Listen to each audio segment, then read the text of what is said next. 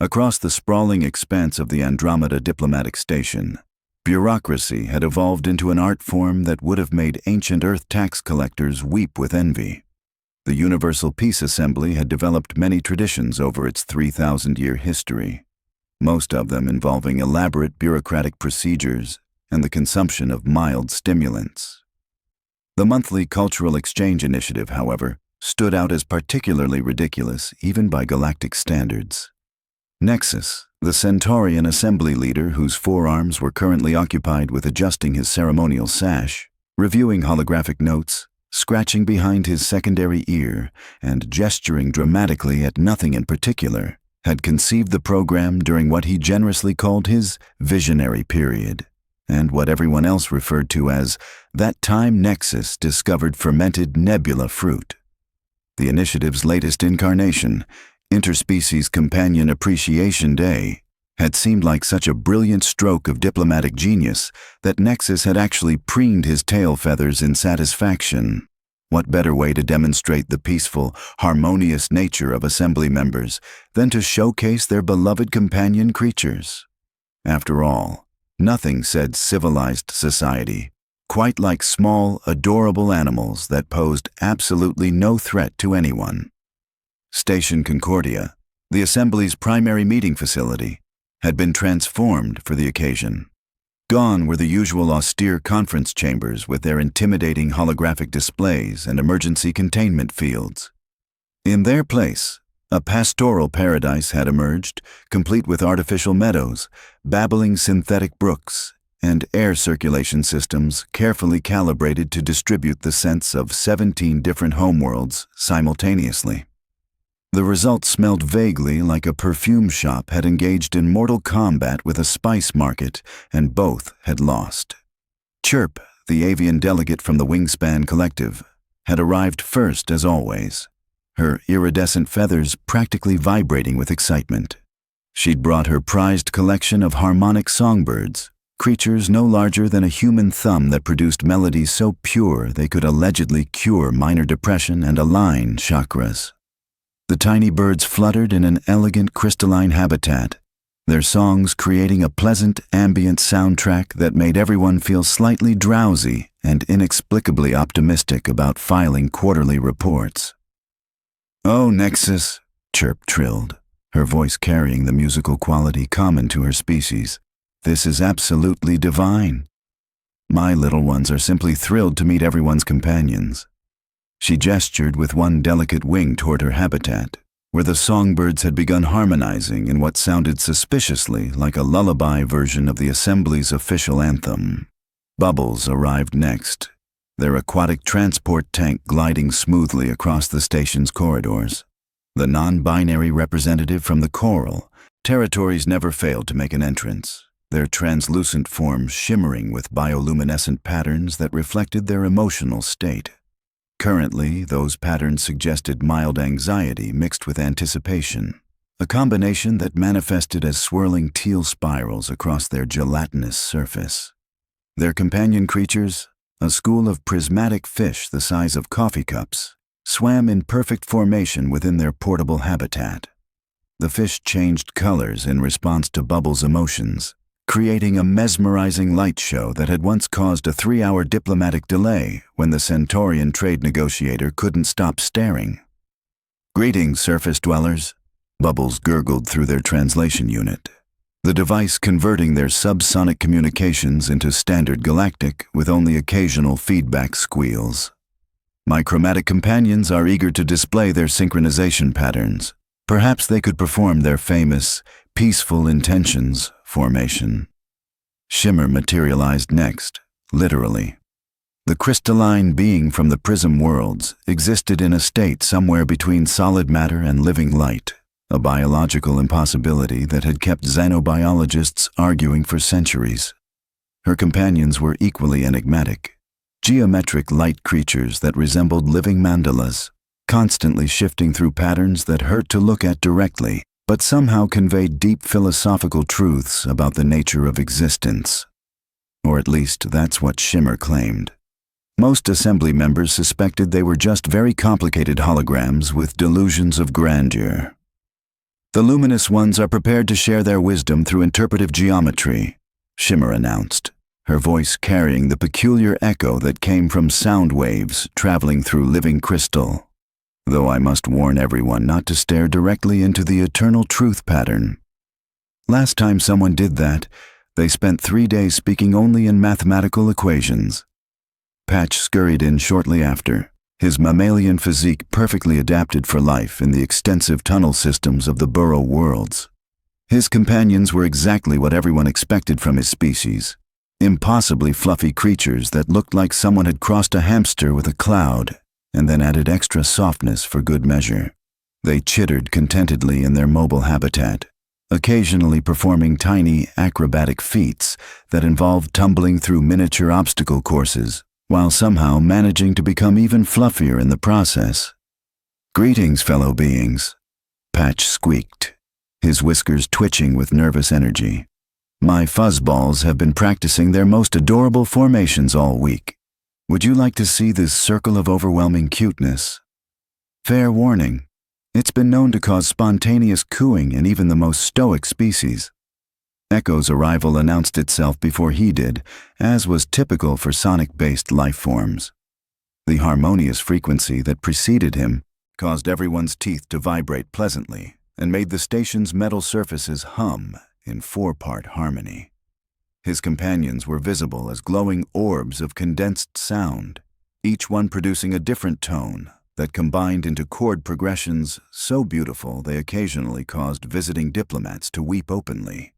Echo himself appeared as a shimmering distortion in the air, his form only becoming solid when he concentrated on maintaining corporeal cohesion.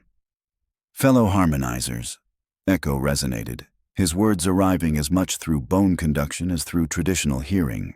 "My resonance companions have composed a new symphony dedicated to interspecies friendship.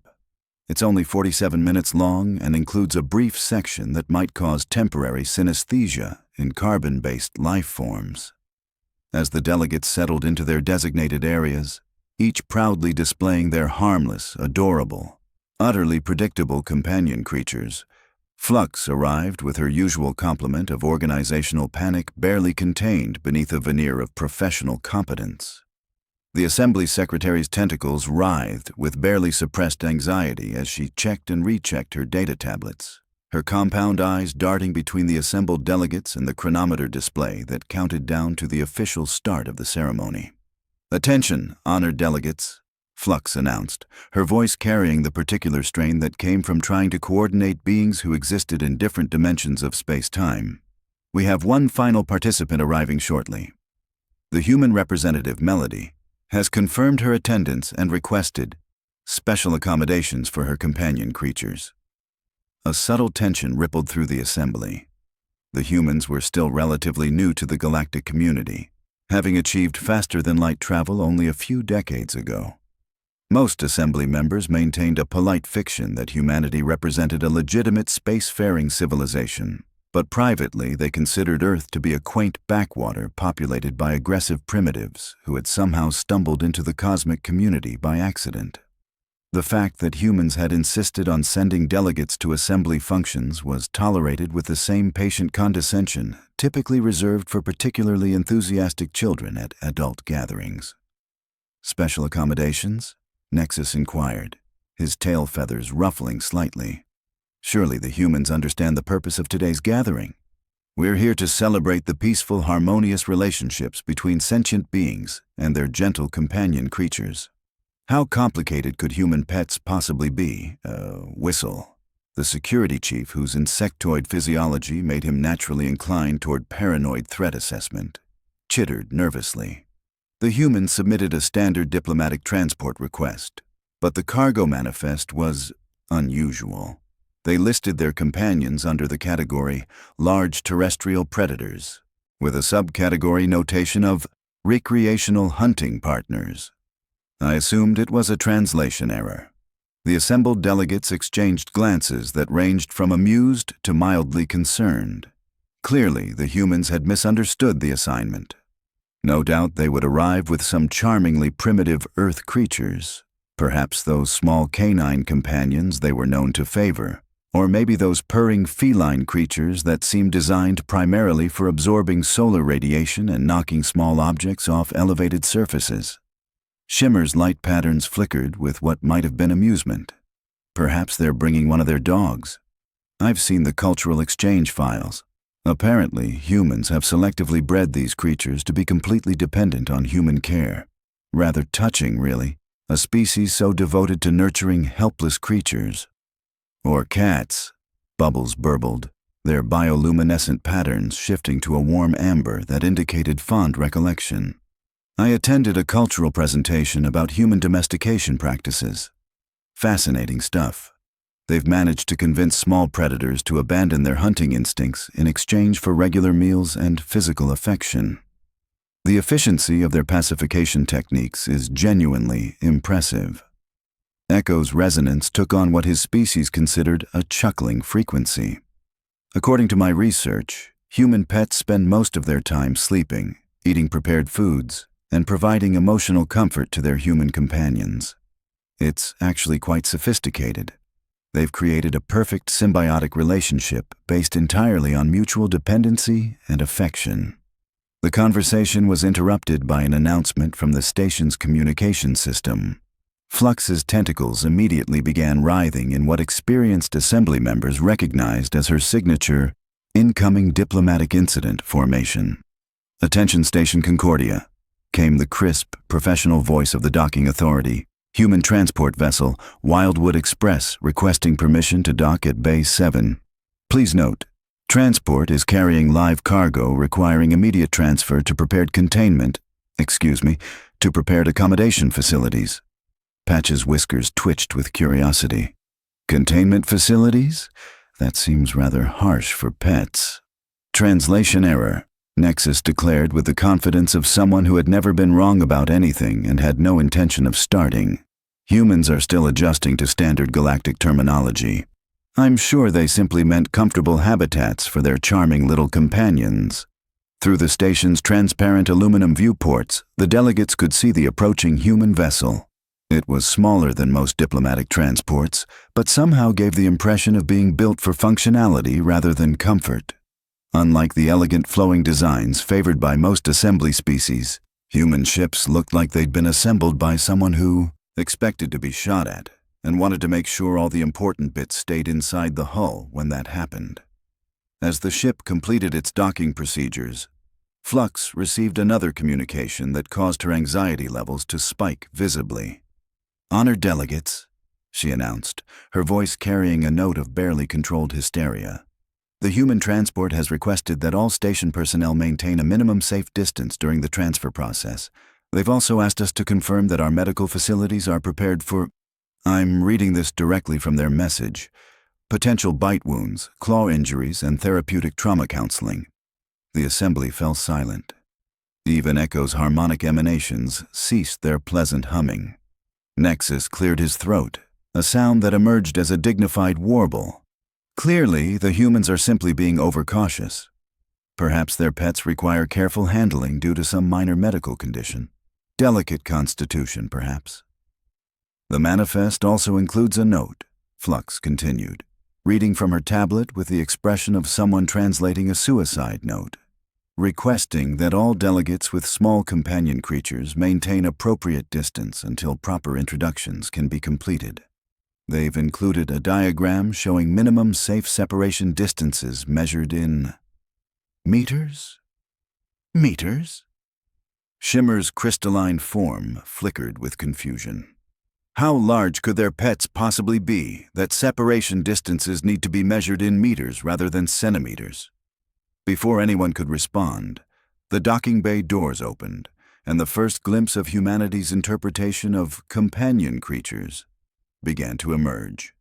The sound that echoed through Station Concordia wasn't the gentle chirping of songbirds, the pleasant gurgling of aquatic creatures, or the soft chittering of fluffy mammals. It was a sound that every species in the galaxy possessed deep genetic memories of, even those who had evolved on worlds without large predators. It was the sound that meant apex hunter approaching, in the universal language of survival instincts. It was a roar. The roar that had shattered the peaceful ambiance of Station Concordia's transformed meeting chamber was followed by something infinitely worse. Silence. The kind of profound, universe-holding-its-breath silence that typically preceded either enlightenment or catastrophic property damage. In this particular case, the assembly members were leaning heavily toward the latter.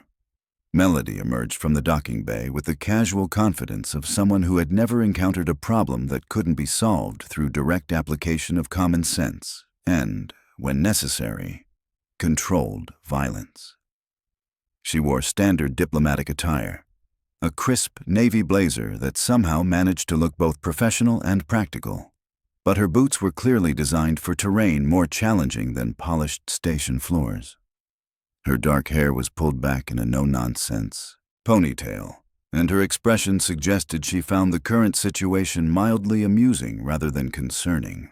Behind her, two creatures that had clearly missed the memo about harmless companion animals padded into view with the fluid grace of apex predators who knew exactly where they stood in the food chain. Aspen and Boulder were young mountain lions, perhaps 8 months old, which meant they possessed all the lethal potential of their adult counterparts, while retaining just enough adolescent clumsiness to make their movements unpredictable. Their golden coats rippled with muscle, and their pale green eyes surveyed the assembled delegates with the calculating interest of beings who were accustomed to evaluating everything they encountered as either threat, food, or amusing distraction. The crystalline habitat containing chirped songbirds immediately fell silent.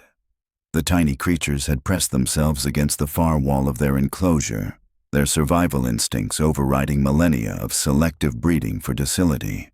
Even Bubbles' chromatic fish had ceased their synchronized swimming and were now huddled in a tight, terrified ball at the bottom of their tank, their scales flashing through a rapid sequence of colors that roughly translated to "oh no, oh no, oh no" in any language. "Greetings, fellow delegates," Melody said, her voice carrying the peculiar blend of politeness and confidence that humans seemed to use when they were about to do something that would horrify everyone present. "I'd like you to meet Aspen and Boulder. They're still learning proper diplomatic etiquette, but I'm sure they'll behave themselves. Mostly." Nexus's forearms had frozen in place, creating a tableau that would have been comical if not for the fact that two large predators were currently exploring their new environment with obvious interest. His tail feathers had gone completely rigid, a biological response that his species typically reserved for encounters with natural disasters or tax auditors. "Those," he managed to croak, his voice climbing several octaves higher than usual, "are not pets." Melody tilted her head with the expression of someone genuinely puzzled by the distinction. "Of course they are. I've had them since they were cubs. They're house-trained, they know basic commands, and they're excellent travel companions. What exactly makes them different from anyone else's companions?" The question hung in the air like a diplomatic time bomb, waiting for someone brave enough to explain the concept of appropriate size differential for companion species to a human who had apparently missed that particular lecture in Interspecies Relations 101. The emergency protocols of Station Concordia had been designed by committees of the galaxy's finest bureaucratic minds, which meant they were comprehensive, thoroughly tested, and completely useless for any situation that hadn't been anticipated by beings whose idea of a crisis involved scheduling, conflicts, and improper filing procedures. The Code Orange Uncontrolled Biological Hazard alert that now echoed through the station's corridors had never been field-tested against two adolescent mountain lions who were primarily interested in exploring their new environment and possibly seeing if that interesting moving tentacle thing tasted as good as it looked. Flux's tentacles were doing things that violated several laws of physics as she frantically cycled through emergency response options on her tablet. "Containment fields activated," she announced, her voice carrying the particular note of hysteria reserved for civil servants watching their carefully planned events dissolve into chaos. "Energy barriers at maximum strength, atmospheric controls engaged, and, oh dear, the emergency response team is requesting clarification on what type of sedatives are effective against large Earth predators." Boulder, meanwhile, had discovered the fascinating properties of Echo's resonance companions. The young mountain lion crouched low, his tail twitching with predatory focus as he watched the glowing orbs of condensed sound float just outside his reach. His hunting instincts, honed by millions of years of evolution, were entirely unclear on how to process prey that existed primarily as organized vibrations, but he was willing to figure it out through trial and error. "Boulder, no," Melody said without looking up from the diplomatic protocol tablet she was reviewing. Her tone carried the casual authority of someone who had said those exact words approximately 17,000 times in the past 6 months. "Echo's friends aren't toys." The mountain lion paused mid-pounce, looking back at his human with an expression that clearly conveyed his opinion that everything was potentially a toy until proven otherwise. He settled into a sitting position that somehow managed to maintain coiled readiness while technically qualifying as behaving. Echo's harmonic emanations had shifted into frequencies that roughly translated as confused terror with undertones of philosophical crisis. His form flickered between visible and invisible, as his concentration wavered between maintaining corporeal cohesion and processing the reality that something was actively considering his companion entities as potential entertainment options. Aspen had taken a different approach to exploration, demonstrating the investigative techniques that had made her species apex predators across multiple continents. She moved with fluid precision around the perimeter of the meeting area, her pale green eyes cataloging every detail of the environment, while her sensitive nose processed the complex mixture of alien scents. When she paused near Patch's habitat, the fuzzballs inside immediately ceased their adorable tumbling routine and transformed into a single, quivering mass pressed against the far corner of their enclosure. "Fascinating behavioral adaptations," Melody observed, making notes on her tablet. "Look how quickly they've assessed the threat levels of different species. Aspen's already determined that Patch's companions pose no challenge, while Boulder's more interested in the novel sensory experience of Echo's friends." Patch's whiskers were vibrating at frequencies that suggested imminent cardiac arrest. "Those are predator behaviors," he squeaked, his voice climbing several octaves above its normal range. "Your companions are displaying hunting patterns. That's not what pets do." "Really?" Melody looked genuinely curious. "What do your pets do?" They sleep," Patch managed, gesturing toward his terrified fuzzballs. "They eat prepared foods. They perform entertaining behaviors on command. They provide emotional comfort through non-threatening physical contact." "Aspen and Boulder do all of those things," Melody replied, scratching behind Aspen's ears as the mountain lion passed within reach. The big cat began purring, a sound that resembled a small earthquake with emotional issues. "They're excellent sleepers, they love mealtime, and they're incredibly affectionate." "Watch this. Boulder, come." The young mountain lion immediately abandoned his surveillance of Echo's companions and padded over to Melody, his massive paws making barely a whisper against the station's flooring. He sat beside her, his shoulder reaching nearly to her waist, and leaned against her with enough force to knock over most of the other delegates present. "See? Affectionate," Melody said, running her hand along Boulder's flank. "The only real difference is scale." Nexus's tail feathers were now standing completely vertical, creating a display that evolutionary biologists would have recognized as the "oh sweet cosmic void we're all going to die" position. "Scale," he repeated faintly, "is exactly the problem." 3 hours later, Station Concordia had achieved a state of equilibrium that defied every principle of interspecies diplomacy ever conceived.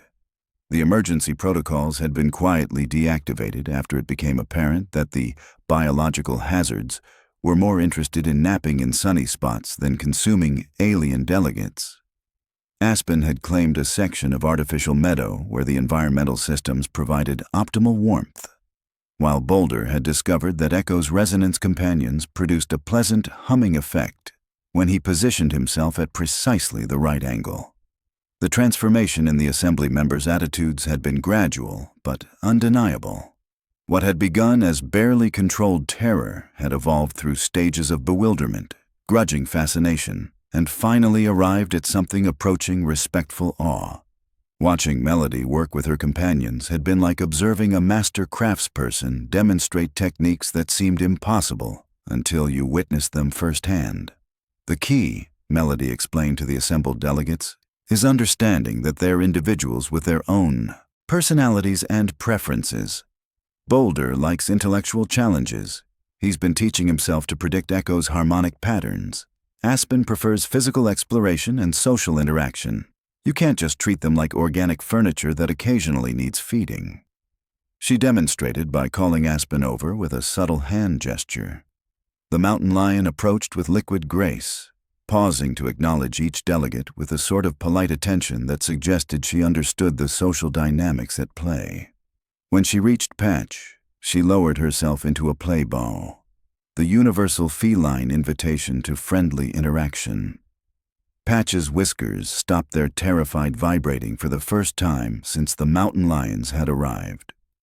She's being deliberately non-threatening, he observed with wonder. She's adapted her body language to communicate peaceful intentions despite being... He paused, calculating. Approximately 40 times my body weight. 87 times, actually, Melody corrected cheerfully. But she's still growing. The implications of this casual revelation rippled through the assembled representatives like a diplomatic shockwave. Chirp's feathers ruffled as she processed the mathematics. You're saying these aren't even fully mature specimens? Oh, goodness, no. They're barely past cubs. Adult mountain lions can reach up to 200 pounds. These two will probably top out around 150 each.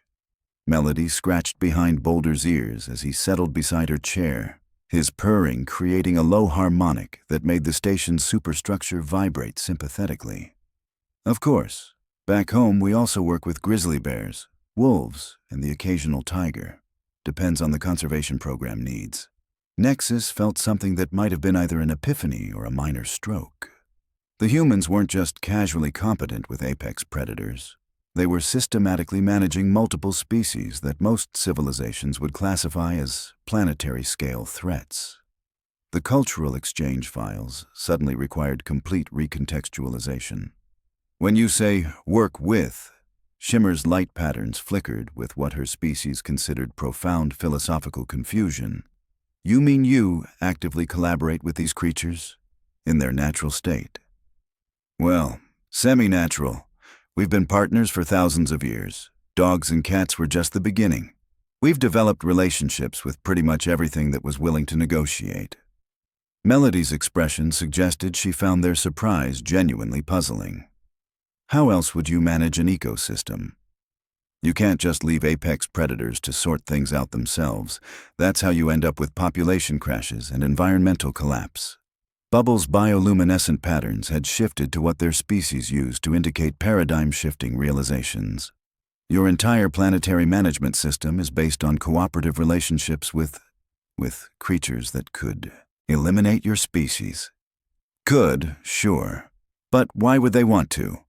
We provide veterinary care, guaranteed food sources, protection from environmental threats, and enriching social interaction. It's a partnership that benefits everyone involved. Melody glanced around at the assembled delegates with growing understanding. Oh, I see the confusion now. You've been thinking of companion animals as dependent creatures that you've domesticated into helplessness. The silence that followed was broken only by Boulder's contented purring and the distant hum of station systems recalibrating themselves around the presence of beings they had never been designed to accommodate. Flux's tentacles were moving in what experienced assembly members recognized as her complete procedural revision required pattern. Somewhere in the depths of the station's bureaucratic systems, forms were already being generated that would fundamentally alter how the Universal Peace Assembly approached the concept of human participation in cultural exchanges. Whistle, the security chief, had spent the last hour quietly updating threat assessment protocols while observing the mountain lion's behavior patterns.